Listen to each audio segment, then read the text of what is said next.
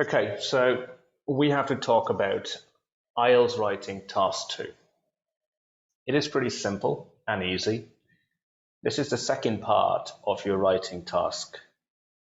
And your complete writing task is of 60 minutes. So let me share the screen with you so that you can see it. Here you go. So the complete task is, okay, how do you take this thing? Right here. Okay, and so the complete test is of 60 minutes. And in these 60 minutes, you have 20 minutes, the first 20, for writing task 1. Now, writing task 1 is actually a graph if you take in the academic test, and it is a letter if you are going for the general test. In your case, both of you, it is actually an academic test, so you will have a graph. Now, because it's 20 minutes, it is also 1/3 of your score, which is 33%. And you have to write a minimum of 150 words and a maximum of 190. You shouldn't go above 200, because if you write 50 words extra, you lose 0.5 bands. 100 extra, 1 complete band's gone. So we're not going to risk that. So this is part 1. Now, because part 1 is different for academic and general, we are going to do it later. The one which is common for both is the writing task 2. Now, writing task 2 has 40 minutes. I mean, it gets 40 minutes, which is 2/3 of your time, but also 2/3 of your score. So it's almost 66%. It means its weightage is higher than that of the graph. Though graph is easier to write because you have everything in front of you, this is the one which actually dictates your score. So you have to be really good at essay writing. Now, you have to write at least 250 words and a maximum of 290 again. We're not crossing 300 because we don't want to lose 0.5 bands for nothing. So that's what we're looking at. 250, 290. Do you understand? Okay. Now, so what is it like writing task 2? There is a question, and you have to answer the question like an essay. So you will get to write about a topic. Now, we're not going to see how many types of questions are there and what they are called. What I'm going to show you is some questions, and then we will decide what type of a question is that. Now, in every question that you're going to see, there is a question and there is a statement. Statement comes first, question follows that. Now, the statement tells you what are we going to write about. What is the background? What is it about? This is statement. The question will tell you what the structure of the essay will be like. So when we say structure, I mean the introduction, body paragraphs, and conclusion. The question dictates what are they going to be like. For example, let me give you an example of how the question dictates. For example, if I say, do you agree or disagree? This is one type, right? So if I say, do the advantages of this outweigh or outnumber the disadvantages? So now these are two very different things. And the question, the statement could have been similar. All right. A lot of people believe that online studies are good for poor students. Do you agree or disagree? Now, this is a different writing. If I say a lot of people believe that online studies are good for poor students, Do you think the advantages of this outnumber the disadvantages? Now, this is an absolutely different question. It means the statement could be the same, but if the question changes, what we're going to write changes completely. So based on this, we have like 5 different types of questions. So for example, like one I've told you, agree or disagree. So do you agree or disagree? Like if I say, do you agree or disagree? How many things can you choose? 1. Yes. So you could either say I agree or you can say I disagree. So you have just one choice. If I say like, okay, well, you can choose between the red and the blue marker. So choose a red or a blue one. So how many can you choose? 1. So that's something that many students fail to understand. This is called agree, disagree, one-sided essay. Sometimes the question is, discuss both and give your opinion. Now, in this case, you have to talk objectively about one and the other. You have to talk about both, and then in the conclusion, you have to give your opinion, whichever you like more. What is objective? Objective means I am not going to bring my own preference into it. I'm just going to look at it the way it is. Okay, maybe I don't like it, maybe I love it. So my personal preference will not influence what I'm going to say. I'm going to look at it just like an object. So no subjective opinion. It'll be very objective. I'll look at it on surface, what it is, and then I'll talk about it. That's an objective opinion. So when they ask you, discuss both the views or discuss both of the opinions and give yours, you stay objective. Okay? Sometimes they ask you to talk about advantages and disadvantages, like I've told you. So we've looked at agree, disagree, one-sided, agree, disagree, two-sided. Then you have advantages and disadvantages. Sometimes they don't ask you to talk about advantages and disadvantages. They say like, do the advantages outweigh the disadvantages? Like, are the advantages more in weight than the disadvantages? So you have to say yes or no. So if you say yes, how do you know? You have to count. You have to look at it. If you don't count the advantages and disadvantages, how will you know that the advantages outnumber the disadvantages? So again, you have to look objectively at both and then give your verdict. So in this situation, in this case, we have to write both advantages and disadvantages in body paragraph 1 and body paragraph 2. True. So see, the question dictates the structure.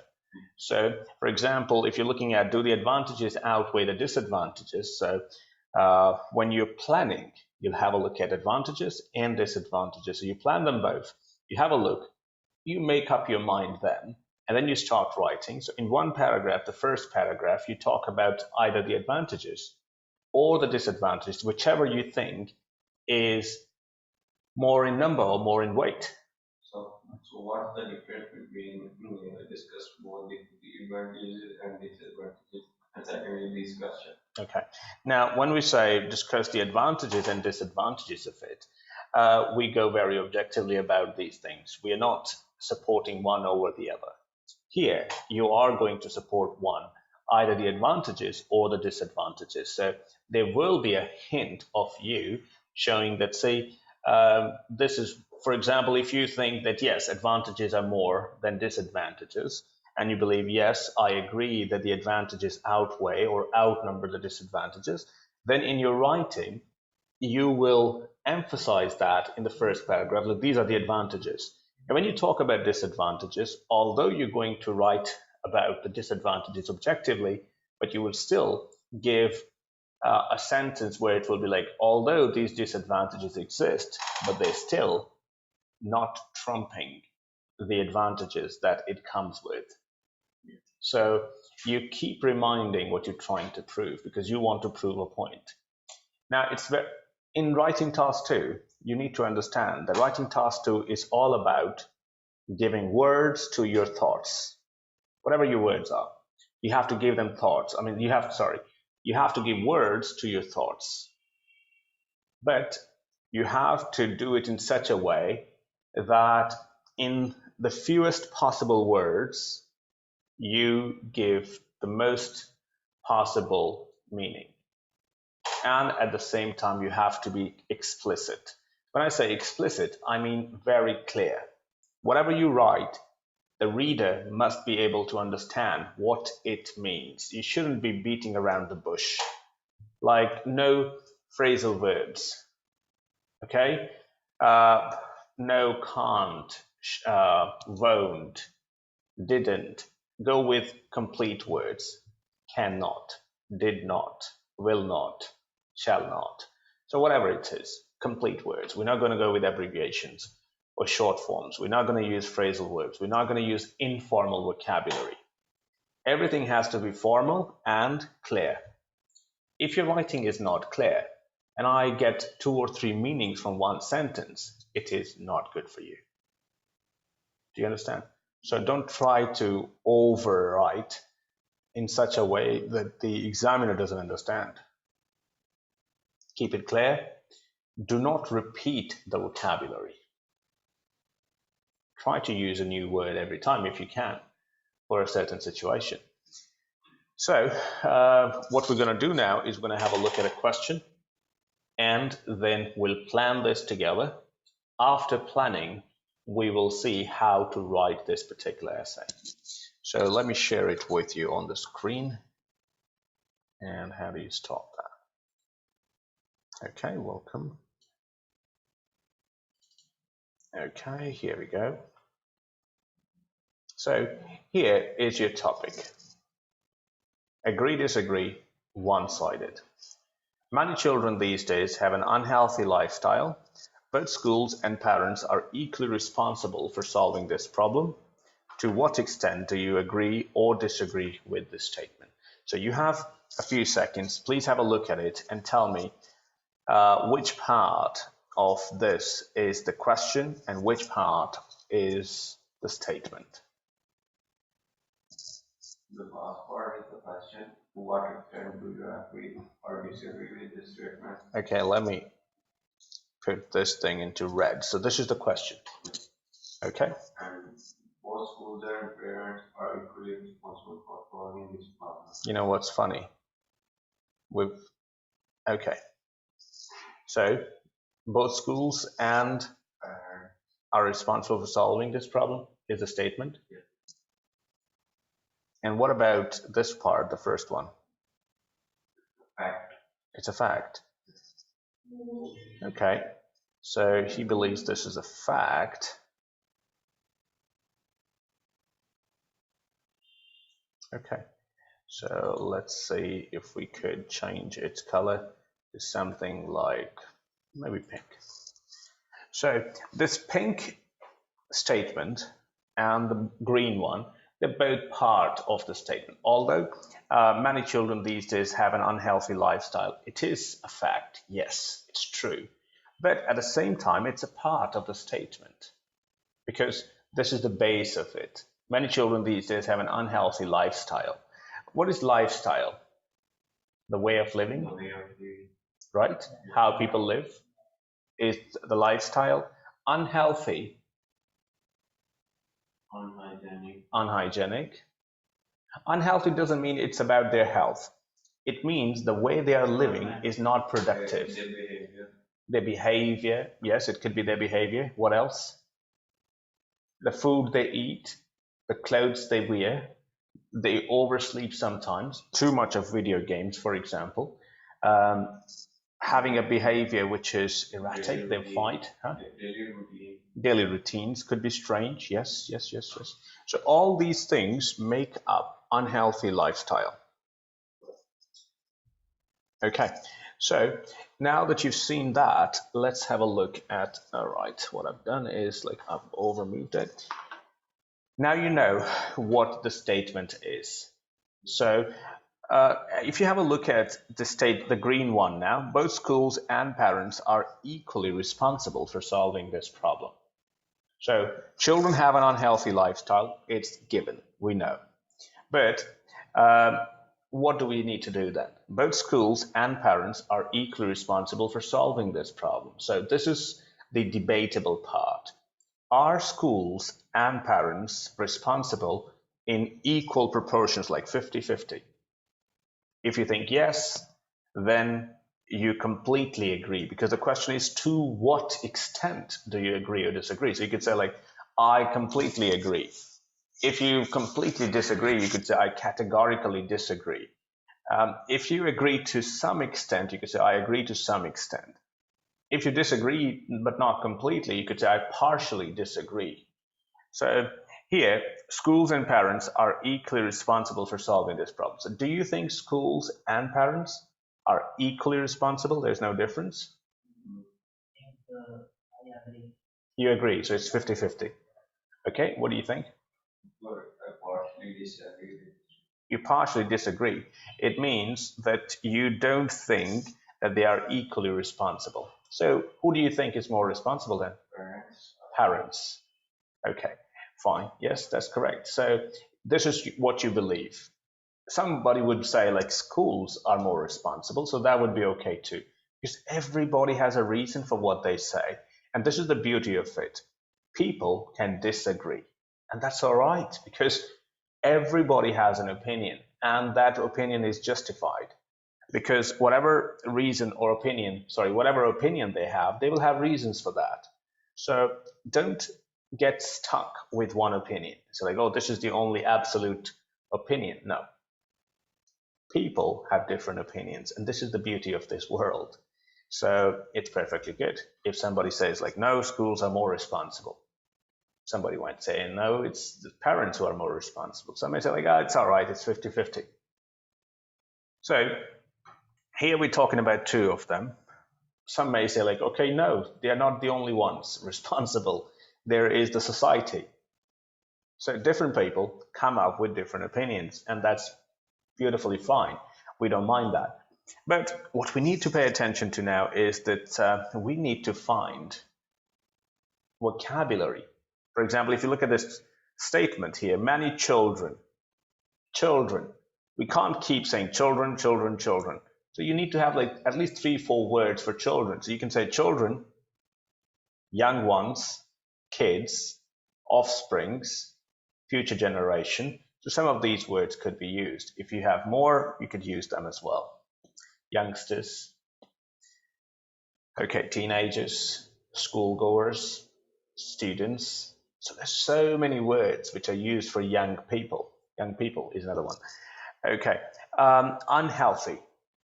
It's not just about health. It is unproductive. Unhealthy is one word, so okay. Unhealthy, we can't use it again, so we say unproductive, unhygienic, harmful, damaging, deteriorating. What else? Destructive. Yes. Dangerous. What is written on the pack of cigarettes? Smoking is? Injurious. Injurious is another word which you can use. So all these words can be used for this particular thing, right? Okay, so because all these words can be used, now we're going to have a look at the next word. Next word is lifestyle. Although this word doesn't make, it's not very important, but it's a part of the question. So what other words can we use for lifestyle? Way of living. Way of living. Life. Habits. What else? His ways. Activities. Attitude. So all these things are lifestyle. Then schools. Give me some synonyms for school.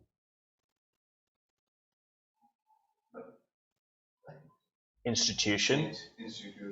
Academy. Learning institute. Yeah. Learning center. Yeah. School. Kindergarten. College. University. These are all educational institutions. Okay. Well, parents is a difficult one. A lot of people have trouble with parents, so I would be really happy if you give me some synonyms for parents. Guardians. Guardians is a popular one, yeah. Biological guardians, caretakers, elders, the older generation. Okay, so guardians, caretakers, biological parents, biological guardians, mother and father. These are two words which can always be used. Okay, now the next one is responsible. Give me some words for responsible. Excuse me? Answerable, yes. Liable, can be questioned. Guilty. What else? Come on. Should share the responsibility, take the responsibility. The onus should be on them. So all of these things mean the same thing. Now, what you can do is, you're not always going to have all the vocabulary that you need for doing this. So what you can do is, you can Google beforehand. When you start writing, just go find your dictionary, look at the synonyms. Or if you don't have a dictionary with you, Google it. Check the synonyms, write them down. Look at, like when you're looking at the synonyms, don't just look at the synonyms. Look at the sentences that come with those words, because you need to understand how to use those words.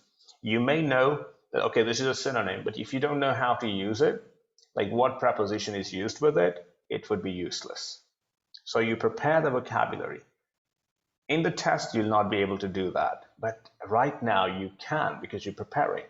So you prepare the vocabulary beforehand, you learn those new things, new words, and the synonyms, the antonyms, the sentences, how they're made, the structures, and how can you actually combine sentences with linkers. So you learn all those things before you go for the test.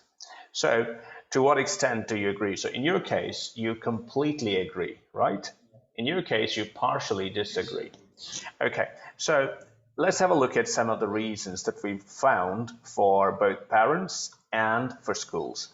On the left-hand side, we have schools. On the right-hand side, we have parents. So if you have a look at the school side, the first one is advertisement. Schools advertise so many good things. They'll work on your personality. They'll work on your language. They'll work on your discipline. They'll make you a leader. They'll make you a good orator. And they'll make you a good human being and all that. So they advertise a lot of it. Then they advertise that the classrooms are spacious, they are air conditioned, or they are centrally heated. They have proper furniture. They have highly qualified faculty. It means teachers are more intelligent than parents, but they understand children better than the parents would ever do. So they would be able to work on the personality and character better. They advertise that. This is why parents pay money. So if the schools don't deliver, the customer has every right to question. Then time. How much time do the children spend at school? 6, 7, 8 hours? How many hours? Almost half a day of the active day. So let's say 7 hours or 6 hours. 6 or 7? 7. But let's say 7 hours at school, an hour for getting ready and coming back from school. So you're spending like 8 hours. When you come back from school, are you like full of energy, or do you go and rest? Go for rest. So let's say you come back from school at like 2 o'clock in the afternoon and you rest for like 2 hours. So it's almost 5 o'clock. What do you do next? You play. After playing, you sit down and do your homework. And then you get some time to sit with your parents. So on a school day, you don't get too much time to spend with your parents. It means you spend 8 hours of active time at school or activities related to school. More than that. So why and how can parents take any responsibility of what you teach them at school? Then kids listen to their teachers. They respect them so much. If a teacher's good, I mean, they are like role models for students, right? Then you have a variety of teachers. So some people, some kids, they require somebody who will motivate them. Some kids require somebody who's very strict and will push them. Some kids require a teacher who is very logical. Some of them require somebody who's funny because they're bored easily. So at school, you have a variety of teachers available. At home, you just have one choice, your mom. And she can be one of all those types, not every type. And same is the case with your dad. But the problem with the dads these days is they have to work so hard. Mothers work too.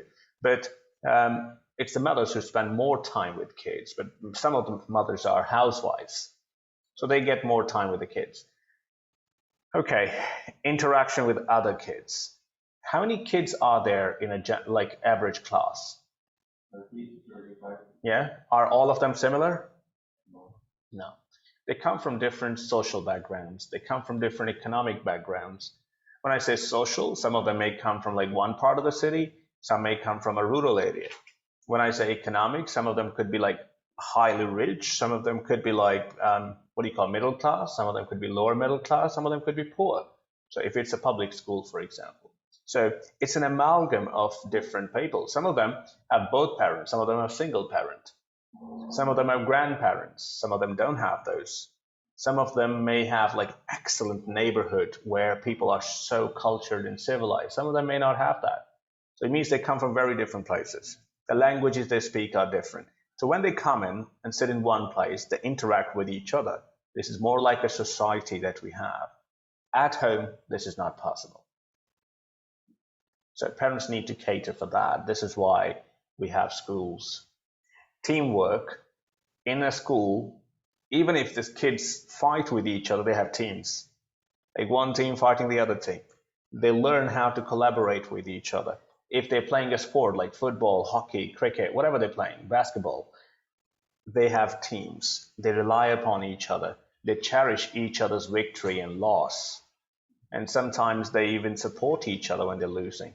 So they become leaders. They become team members at school. At home, a child is alone. So the only thing he can do is play PlayStation or Xbox or whatever games they have. But not a team sport. You understand? Yeah. Discipline. School will teach you discipline, like how do you sit in a classroom? Like what uniform you're going to wear? What about your, for example, manners in the class? What can you do? How do you ask a question? How do you leave the class? How do you enter the class? What sort of shoes do you wear at times? So, and they teach you like how do you go from one place to the other? How do you ask for permission? Like how do you respect your elders? How do you love your kids, like the younger ones? And how do you talk to each other? What is allowed? What is not allowed? What is ethical? What is unethical? So all these things are taught at school, not at home. Although at home the mother would teach all these good things too. But at school they have more of an opportunity to do all of this in a systematic manner, right? But if you look at the parents' side, parents understand kids better than anyone else, right? Why? They spend the earlier life. Yes, the child was born in that household, so they know when he does this, is he telling the truth or lying? Yeah, and sometimes because a child is 50% of the father, 50% of the mother together, so they can predict what the kid would do better than, let's say, a school or a teacher. Legal responsibility. So if a child breaks a window pane at school, will the school call his class teacher or his mother? He broke it at school. So why call the mother? What's the mother's problem? But still, you call the parents. So it means they are the legal guardians. This is their responsibility. If the kid does something extraordinary, they call the parents and say, like, well done, your kid is amazing. If the kid does something wrong, it's like, okay, take your kid. We don't want him at school. He's spoiling others. The responsibility lies on the parents, right? Yeah. Time. So if the kid is spending, let's say there are 160 school days. What about the other 200 days? He's at home. What about preschool? He was always home.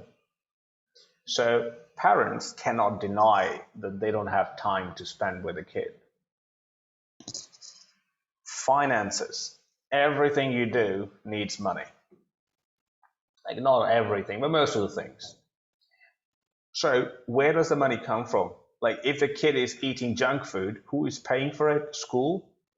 No, parents. It means they are the ones who finance everything. So if they don't finance his wrong activities, will the kid be able to do it? No. Even the choice of schools. Who chooses a school for them? Like you told the other day too. Parents. So they can't blame school completely then. Neighbors. You learn a lot of stuff from your neighbors and your neighborhood, the place where you live. So it's your social responsibility too of parents to teach them. For example, if a kid does something wrong, who do people come and say to? Like, oh, have you not taught your kid the manners? Parents. It's always the parents. So this is their social responsibility too. So after looking at these points, you make up your mind like, okay, if you still believe it's 50-50, perfect. If you believe one is more responsible than the other, fine. So you make up your mind and then you start writing. And when you start writing, the first thing is the introduction. In the introduction, the first thing that you do is you paraphrase the statement. When you say paraphrase, this is a statement, right? Many children these days have an unhealthy lifestyle. So I would say, I understand what it means, like children are not living a good life these days. So I would say, unproductive and unhygienic way of living of our young ones is a matter of grave concern for the society. But a school of thought believes that schools, educational institutions, and biological guardians should be held accountable in equal proportions for eradicating this evil. I partially disagree with this notion because I believe it's the parents who have a greater say in the upbringing and development of a kid than the educational institution. Though some people may disagree with me. So what have I done? I have, if you have a look, I have paraphrased the first two, like said the same thing but in different words. Then I have answered the question, the red question, and then I've given you a critical balance. Critical balance is that whatever my opinion is, I'm open to this, that somebody can have a different opinion. So I don't mind. I'm okay with that. So here it says, paraphrase the statement, answer the question, critical balance. All right? Yes. And after that, there's a roadmap, but this is for different types of questions. Sometimes they don't ask you to answer the question straight away. Sometimes what they ask you is discuss both and give your opinion. So when you're discussing both, you have to be impartial at the beginning. And at the end, you give your opinion. So then you don't answer the question directly. You just talk about both sides and give a roadmap that what will you do in this essay. But that's different. For this question, we will answer the question and we'll give a critical balance. Okay? After that, we have a body paragraph. All these ideas that we have written above, we are going to write them down in sentences. And we're going to use linkers to connect the ideas. Like, for example, here, educational institutions advertise their courses in a manner which promise everything good that a kid needs to develop. And because the kid spends a large chunk of his day, or active day at school, where he listens to his teachers, and the teachers, whereas the teachers are quite different from each other, but at the same time, the kid has another 20 kids or other 20 youngsters in his classroom who come from different social, economic, and cultural backgrounds. Thus, it's very important that the school takes the onus and, or whatever you want to say. So what I'm trying to do is now put your ideas into the body. So whichever idea that you support, for example, if you think the parents are more responsible, you talk about parents first. So what I've just done is linked the ideas with each other. So what you do is, in the body paragraph, you put down the idea or ideas first, and then, and what are the ideas? Sometimes these are just ideas, sometimes these are opinions, sometimes these are arguments, sometimes they could be advantages, whatever it is, causes, whatever you're asked to write in the question. So you put them together. Mostly, if you believe like, okay, there's only one thing that you're supporting, then maybe the two important ones in the first paragraph, the other ones in the second one. But in here, because we have to talk about two different things, schools and parents. So first, if you like schools more and you think they're more responsible, you talk about schools first. If you think parents, sorry, yes, then the second one will be the one that you think is less important. If you think they are equally important, it doesn't matter then. You can start with either. After writing the ideas, you explain the ideas a little bit. If you have already explained while writing, you've written them in such a way, then there's no need to explain. They are already self-explanatory. But you must have an example. If there's no example in your writing, it is not a good writing. It's like you go to the court and blame someone for a wrongdoing and you have no evidence. So you must have an evidence. You must have an example. So ideas, explanation, example. That is your body paragraph. After that, you have a conclusion. So you write two paragraphs in the body. The first one, the one which is your opinion, the one you support more. The second, the other opinion. You try to talk about it objectively, but you don't forget your opinion. You have to prove that too. So when it comes to conclusion, it's the easiest part. Why? What have you used to prove your point? You've got ideas and you have examples. Arguments, examples. So the first thing in a conclusion is a conclusion sentence. So you say, keeping in mind the ideas and examples quoted above, I have reached a conclusion that though alma maters have a significant role to play in the way the child grows, it is the parents who are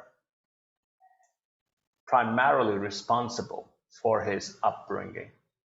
So they should be held responsible for, or they should be the ones who should take the onus on them, or they should be the ones who take the responsibility for fixing their ways of living.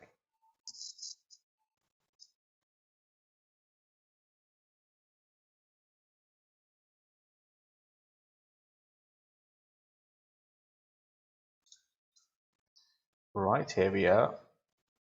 Okay, so this was your writing. So first thing that you do, the first step is look at the question. First step, find what is the statement. Like in this case, the first two sentences. What's the question? After that, you think about it, brainstorm, and plan. You've done the planning. When you're planning, you plan not just the ideas, but your vocabulary too. After that, you start, when you're done with the ideas, think about examples too, and look at the question always. The question doesn't finish here. This part here is also a part of the test. You should use your own ideas, knowledge, and experience and support your arguments with examples and relevant evidence. These things should be there. Your own ideas, your own knowledge, your own experience, not something which is very generalized. And it should have 250 words. So once we've done that, there are you've planned your vocabulary, your ideas, think about the examples, and then you go on to the writing part. When you're writing the introduction, you need to paraphrase a statement, you need to answer the question, and give the critical balance. In the body, you give the ideas, you explain them, and you quote an example. 2 paragraphs in the body. First one, the one which is your side. The second, the other side. And then a conclusion sentence, and you reiterate your opinion. That will be the verdict at the end, because you're proving what you said.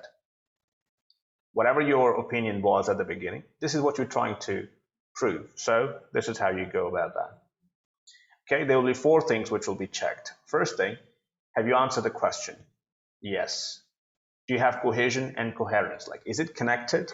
So this is why you need linkers. Cohesion is there. Coherence, like, is there a sequence? Is there a structure? So you already have a structure. You have an introduction, which is different, body, and then you have a conclusion. So second part, done. First one, answer. Have you answered the question? Like task response. Second one, cohesion and coherence, done. Third part is lexical resource, vocabulary. This is why we looked at all those synonyms, and we're not repeating any words.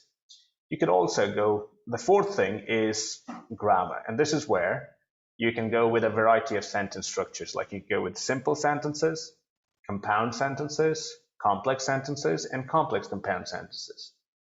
You should use the passive voice from time to time. And you could use questions too. And you should use conditional sentences if possible as well. So try to use a variety of structures. If you do that and your grammar is correct, very good. This is all that is checked. And try, how do you know how many words have you written? So when you're writing, check on average how many words do you have in a line. For example, let's say you've written 5 lines. Check how many words are there. Let's say in my 5 lines, I have 31 words. So per line, I have 6 point something. So it means 6 words a line. So I need to know that if I need to write 250, I need around 42 lines. So if I write up to 45, perfect. But I don't need to write 50. 50 is dangerous because that would be 300 and I'll lose 0.5 bands. I don't want to lose that. Okay. So this is how you write an IELTS writing task 2 question. I hope you've understood and it will be really useful for you.